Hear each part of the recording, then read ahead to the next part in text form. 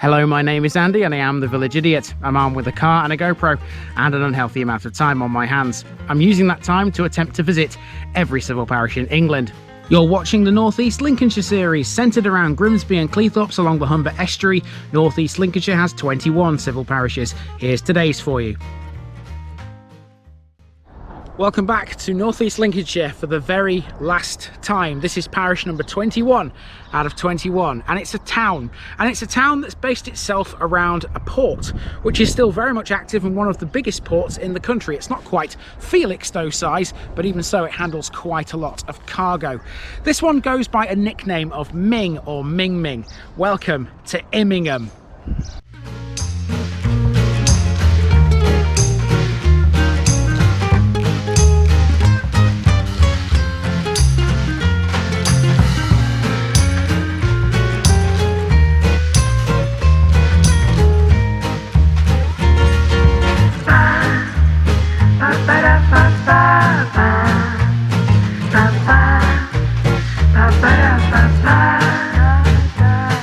Here's my disclaimer for people who may be watching me for the first time. I say things as I would in my native accent and dialect. As a result, I may not pronounce things in the same way as the locals do. Remember, I'm a visitor. It's impossible to know everything.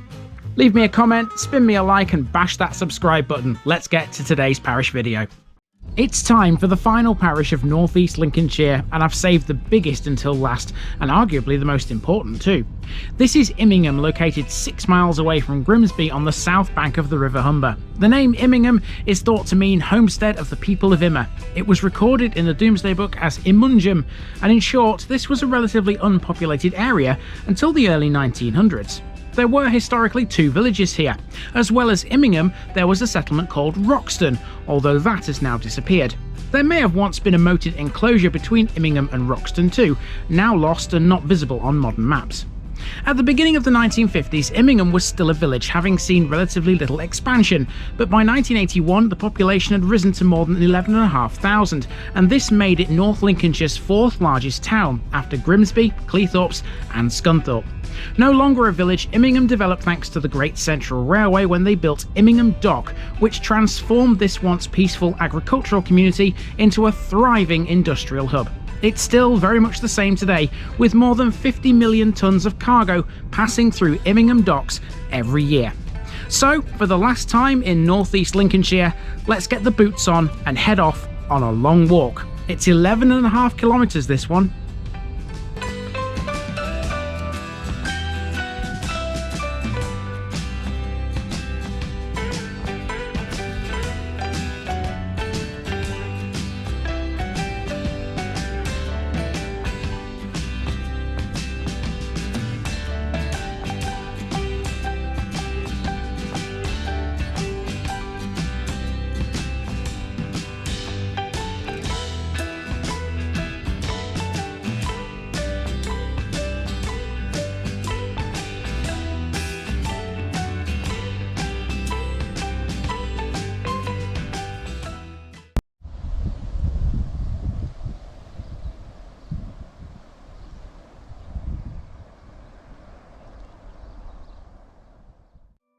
We begin at the end of Waterworks Street in Immingham's eastern end. Our starting point is what appears to be a huge patch of waste ground.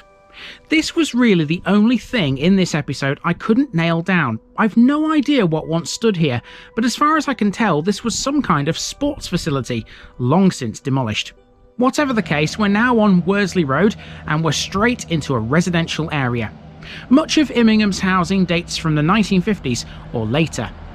Within this estate is the Bert Boyden Community Centre. It's a multi-use venue that's named after Bertie Boyden, an active political campaigner who served on Immingham Town Council before becoming its chairman. He was honoured for his public service and was awarded the British Empire Medal in 1976. The centre was named after him to mark his award. I'm led to believe that the Boyden Brew is well worth visiting. It's a restaurant which operates from the centre 3 days a week. So not much to see so far, generally residential. Reminds me a little bit of Humberston in a way, with all the houses and not really many landmarks. But that's all about to change. We're heading towards a school next, which you can see to your left. That's Oasis Academy.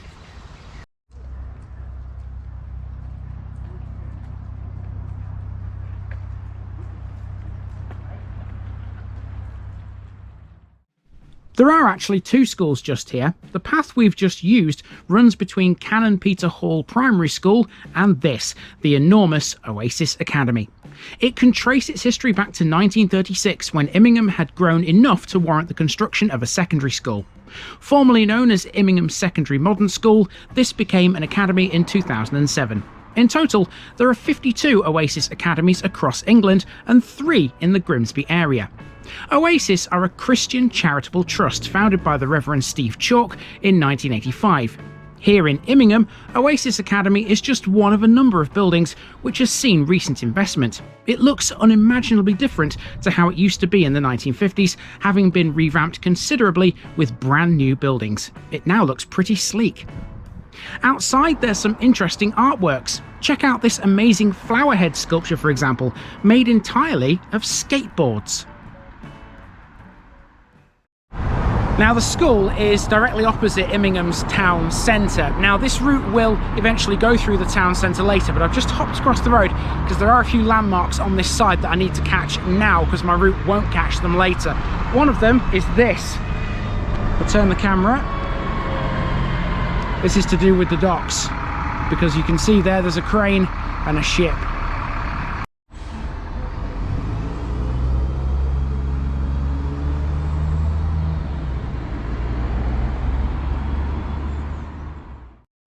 This crane and ship represent the port of Immingham, run by Associated British Ports. There's a whole section dedicated to the port of Immingham coming later. It stands on Pelham Road in front of Immingham Civic Centre, built in 1965. This includes the local library and the Immingham Museum, which was established in 1970. The Civic Centre also has rooms of various sizes which are available for hire, the largest being the Kesteven Suite, which can cater for up to 100 people. Here's a bit more art. This neat little area is a war memorial created in 2018 to mark 100 years since the end of World War I. The main memorial area is elsewhere. Here's a brief look up Kennedy Way towards the town centre. We'll be coming back to this in a bit, but for now, we've got some more artwork to catch. Named Forging Forward, this is a depiction of a giant ship's bow cutting through waves. It features various panels that represent Immingham's past, present and future. So as I say, we'll be heading back to the town centre later to explore it properly. But now we're heading towards one of Immingham's other leisure amenities. That would be a swimming pool.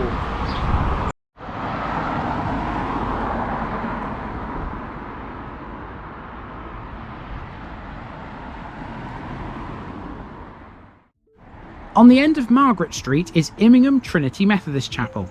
Built in 1856 as the Bethel Primitive Methodist Chapel, since 1965 Trinity has administered services for all 3 Methodist societies in the town.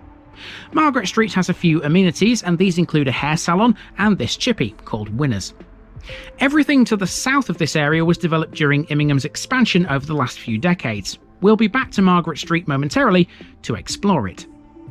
One good thing about Immingham is the fact that there are plenty of free car parks. Here's one such example on Crake Hill Avenue.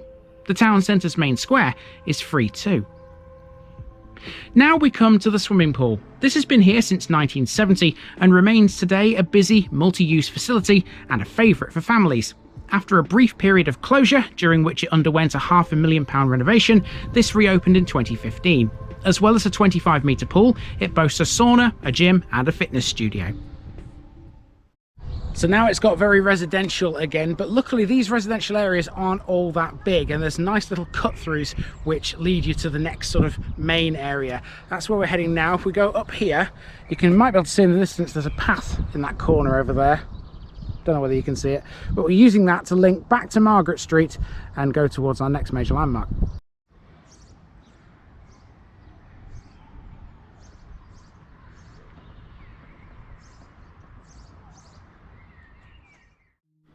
Back to Margaret Street, and now we're working our way south towards a pub. This is the ideal area to show you how Immingham has developed outwards. When the dock was built, initially, Immingham grew in a linear fashion along Pelham Road with a few terraced side streets, like for example the top of Margaret Street. In the 1970s, expansion gradually worked its way south, and this included the provision of more facilities, such as this school, originally named Eastfield County Junior. The further south you go, the newer the houses get. Brand new areas still continue to pop up here and there, like Jersey Place for example, but generally Immingham had stopped expanding by 1980. Here we are at the Mayflower pub, named after the famous ship that the Pilgrim Fathers sailed on to reach America. Immingham has a link to their story. In the 1600s, they were forced to sail ashore here via Immingham Creek, a fact that's commemorated by a monument, which we'll come to shortly. And once past the pub, you find yourself via a side street on this little path, which will take us all the way up to Blossom Way Sports and Social Club. Time to get a little bit sporty.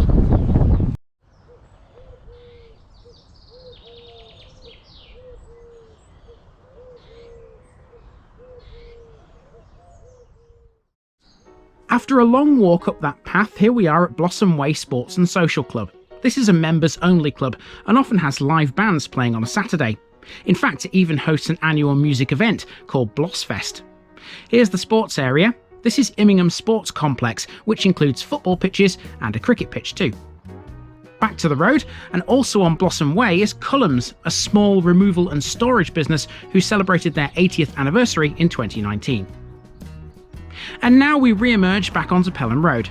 Not far away from here is one of Immingham's most historic buildings, but to look at it, you'd think it was something straight out of the Wild West.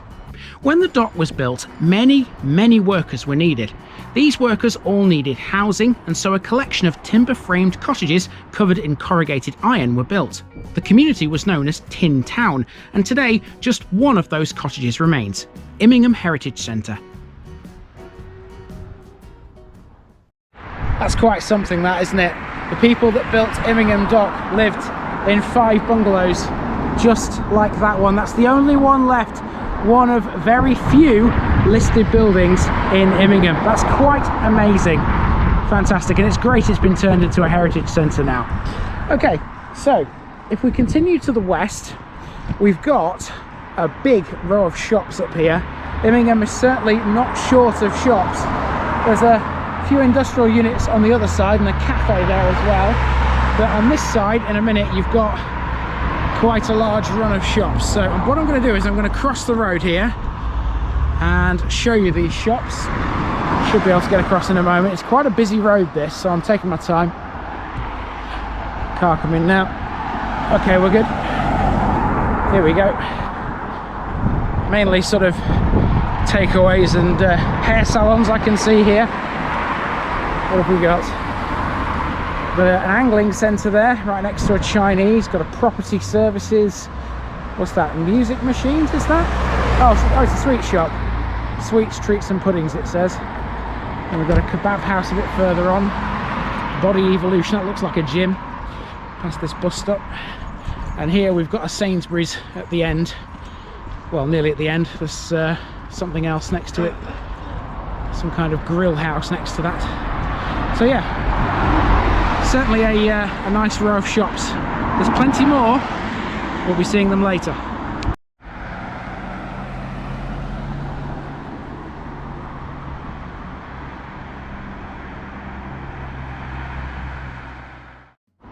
On the end of Bluestone Lane is a funeral director's which occupies an old Wesleyan chapel. Built in 1883, it replaced a former chapel dating from 1842. Straight across the road is the Bluestone Inn, another of Immingham's pubs, which dates back to at least the 1970s, but is likely earlier. The Bluestone is named as such thanks to this. In its car park is the Bluestone itself. It's what's known as a glacial erratic boulder, similar to the one we encountered back in Humberston. Via a housing estate nearby, we're now on a footpath which runs behind Coombriggs School. This will bring us to Royal Drive and to a small park. Known as Royal Drive Park, it's more of a playground than a sports-related area, but this does have a scaled-down version of the facilities we saw at Blossom Way. And at the end of Royal Drive, we're back to Bluestone Lane, where we take a left turn to make our way towards Immingham's Parish Church. Okay, now we're back to Bluestone Lane and halfway up towards the church, and a green I'll be talking about in a moment. You'll find this tea room. It's called 7T4 because it is 74 Bluestone Lane. Very clever name, very clever name.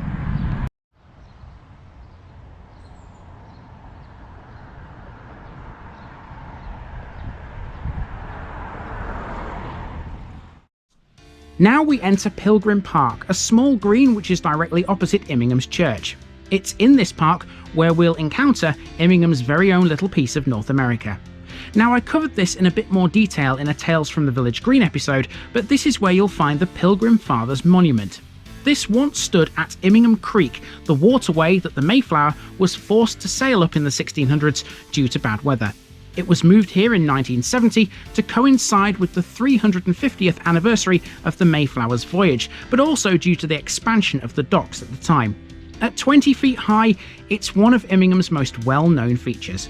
When it was at the creek, it was effectively a marker for ships navigating the Humber. It was originally erected in 1924.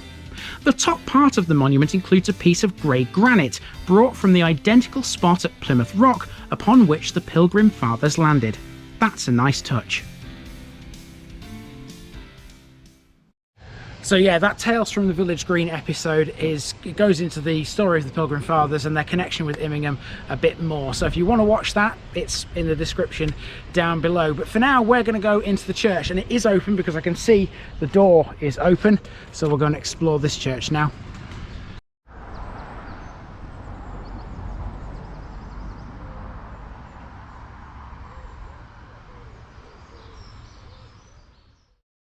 The door was open because there was a service in progress, so I opted to stay outside. This is St Andrew's Church, which dates back to the 13th century. It's sited on some of the highest ground in Immingham, and as such, its 500-year-old tower commands a good view of the town and the countryside around. It's got a modest-sized churchyard in which there's both old and new graves. It also has the remains of a crossbase, seen here. The centre of this has a small socket for a former sundial. The church's earliest parts are its pillars and the arches of its south arcade. The tower here features the largest ever bell made by John Potter of York and was cast over 600 years ago. If you walk through the churchyard, you'll come to St Andrew's Lane, and this building in front of us is a dental surgery. To the left and at the end of the road is Immingham Golf Club. This was a short-lived course which opened in 1975 as a 9-hole course. It was extended to the west in 1984, but it closed in 2018. Okay, now we're going to go along Church Lane for a short distance and then head at some point into this lot here. You can see a big field with lots of footpaths crossing it. We need to cross that a bit further along Church Road. There's Church Road there, and we're going to access it somewhere up here. And it'll take us to another sports area, I believe.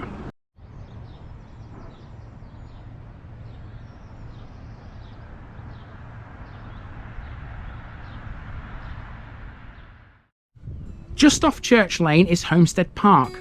As well as being another recreational facility for the town, Homestead Park was the location of one of Immingham's gun batteries during World War II. These days it's got something of a watery theme. If you venture through the park, you'll find yourself at a fishing lake. This is currently leased to Pilgrim Angling Club, and anyone with a rod licence can use these waters, providing they're over the age of 12. It's a decent size too. Now at this point I was supposed to follow a path which, according to my map, leads to Woodlands Avenue. I couldn't find it, so instead I walked around using the road. Either way, I was to end up at Immingham Town Football Club. Originally founded in 1912, Immingham Town were welcomed back into the Lincolnshire League in 2016, having folded back in 1995.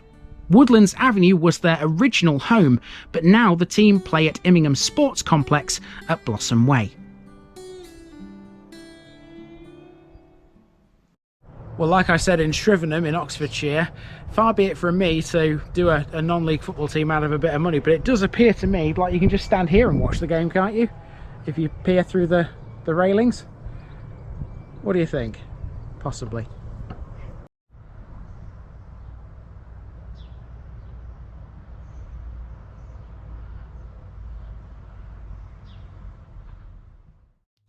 When Immingham expanded in the 1960s, 18 blocks of 5-storey flats were constructed by George Wimpey.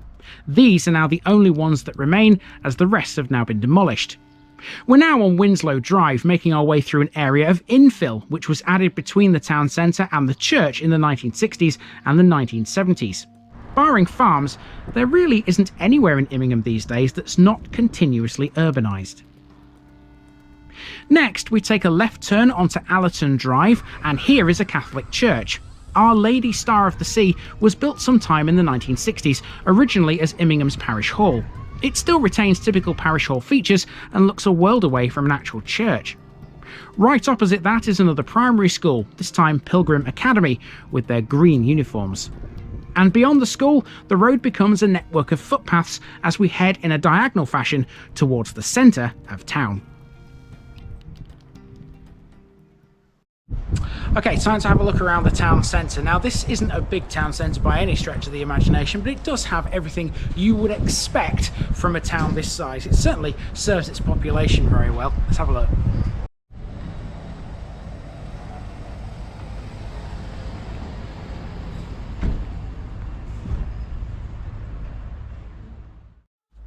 So this is Immingham Town Centre, based around a huge central, but free, car park. It's got a modest selection of shops and supermarkets, including this Tesco store. If we're talking chain stores, Immingham Town Centre also has a Home Bargains, a B&M, a Card Factory and a branch of Subway. It wasn't always like this though. Immingham's original shopping centre was Kennedy Way, which was constructed between 1965 and 1967. And you can tell. Walking into this pedestrianised area is like stepping back in time. It's changed very little since its heyday. There was once an entranceway, but the concrete buildings are still pretty much the same as they were when they were built. It's good to see though that there has been some investment in this town centre, and the Civic Centre is proof positive of that. And now we're back at it. After a regeneration in 2016, all of Immingham's public services are now based within it, including the local police and the town council. Now, as well as all the shops and libraries and all that other kind of jazz, you've also got a museum here as well, the Immingham Museum, which has outside it this piece of railway history. Let's talk a bit about this, shall we?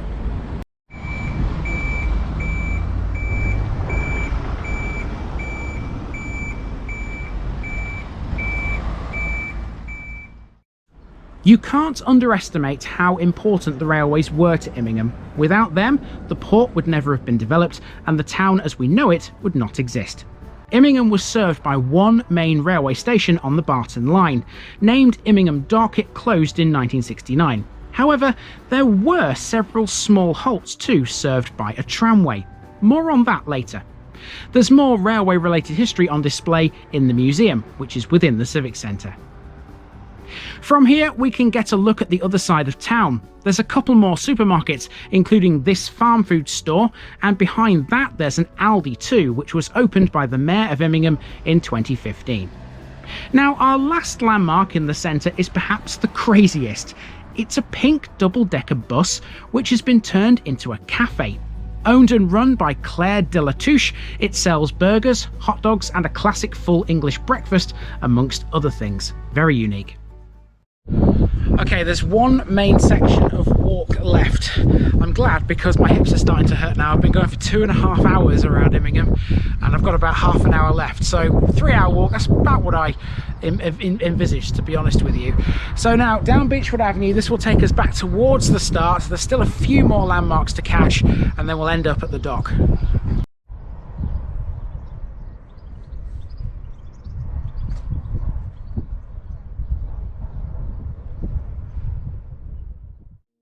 This last section didn't go quite to plan. I was faced with these roadworks which had closed off the footpath I was needing to use. That forced me to take Manby Road instead, and although this caught a petrol station, it missed out a few other bits I'd got planned. Regardless, I soldiered on to the memorial area. This simple plain granite obelisk commemorates those from Immingham who were killed in the World Wars, but also those in the more recent Afghan conflict. Nearby is a replica World War I trench. This was dug in 2014 as part of the Immingham in Bloom displays that year. It looks a bit overgrown at the moment, mind you. It's next to a very unusual memorial. This stone simply commemorates all those who have lost their lives whilst at work. Lastly, towering over this whole area is the County Hotel, which was built during the development of the docks. Amongst the many folk who have stayed here down the years is King George V. So that enforced change of route wasn't too bad actually. I checked the map to see exactly what it was I was missing out. It was a Christian centre, a surgery and just a row of shops. So to be honest with you, in the grand scheme of things, I'll take it. After a 3-hour walk, I think I've done enough. However, there is one thing we have yet to talk about, of course, and that would be Immingham Dock. Now, unfortunately, I can't get into the dock to film it in person. I did try. I made contact with Associated British Ports, but unfortunately, they said no. I can get around that, though, with today's special section. It's an extra long special section today owing to the fact that Immingham Dock really is the biggest and most important landmark in the town.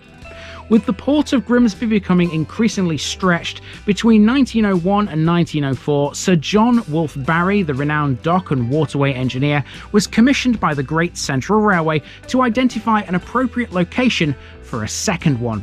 This he would conclude to be Immingham. Amid great fanfare and pageantry, work on the construction of the Port of Immingham began on the 12th of July 1906. The construction contract was awarded to Messrs Price, Wills and Reeve of Waterloo Place, London, a company whose achievements included the construction of the Port of Barry. After 6 years of arduous work, Immingham had a 45-acre enclosed dock, complete with an entrance lock, 2 deep water jetties, 3 transit sheds, a grain warehouse, 8 coal hoists, 14 hydraulic cranes, and 170 miles of railway track. It all cost £2.6 million, the equivalent to over £186 million today. It was officially opened in 1912 by King George V. Now, to bring workers to the dock in what was originally a sparsely populated area, the Great Central Railway built an electric tramway from Grimsby to Immingham. Although known locally as the Clickety, it was one of the country's first electric inter-urban rapid transit systems. It was in operation until 1961, and the trams were coloured green. One of the original tram cars is preserved in a museum at Critch in Derbyshire. Of course, Immingham Dock has seen its fair share of things down the years. It was crucial during the war, for example. Anti-aircraft batteries were located around the dock, as well as at Homestead Park and at Immingham Grange. The Humber Force, part of the Home Fleet, which had 2 cruisers and a destroyer flotilla, was based at Immingham too, and so too were submarines. During World War II, John Dowland and Leonard Harrison received the George Cross for defusing a bomb that had fallen onto the grain ship SS Kildare in 1940 whilst anchored here. Today, the Port of Immingham is second only in size to Felixstowe, but it can claim the title of largest by tonnage. In 2019 alone, 54.1 million tonnes of cargo passed through its waters. Originally, the main purpose of the dock was to export coal. It still handles the import of coal, but it now handles a lot more besides. In the second half of the 20th century, the port was expanded with several deep water jetties for bulk cargoes. This included the Immingham Oil Terminal, built to serve the oil refineries at Killinghome. Together with the ports at Grimsby, Hull and Goole, Immingham is a critical part of the supply chain for sustainable electricity generation.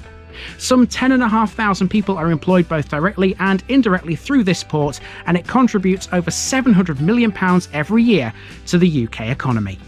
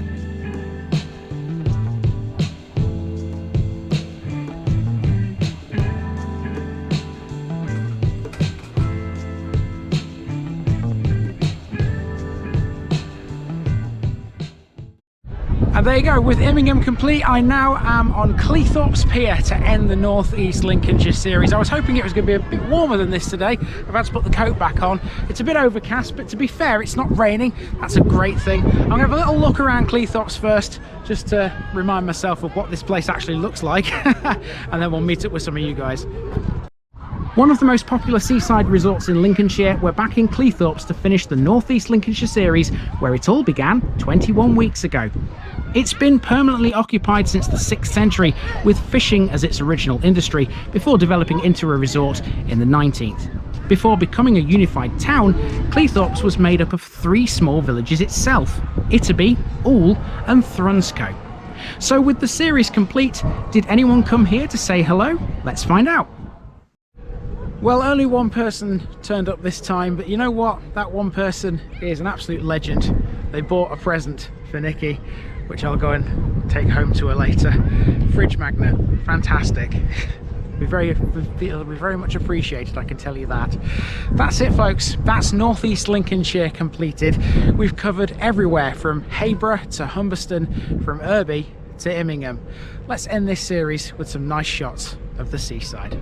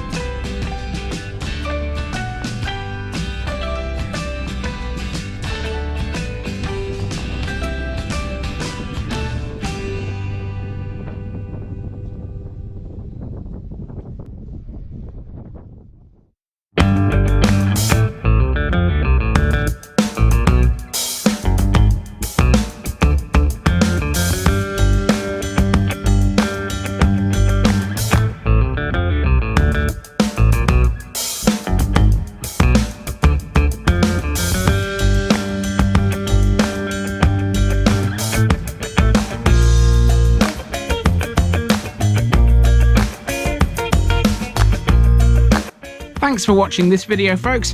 Don't forget to like this episode if you haven't already. It really makes a difference with YouTube. If you're new here, subscribe to the channel for more videos like this, and give us a share too if you've got friends who'd like it. You can find all the links to my social media accounts below, as well as my Buy Me a Coffee page where you can donate to the channel. Also, if you've enjoyed this episode, have a look at some more videos in this series. Until next time, I've been Andy, also known as the Village Idiot, and I'm out.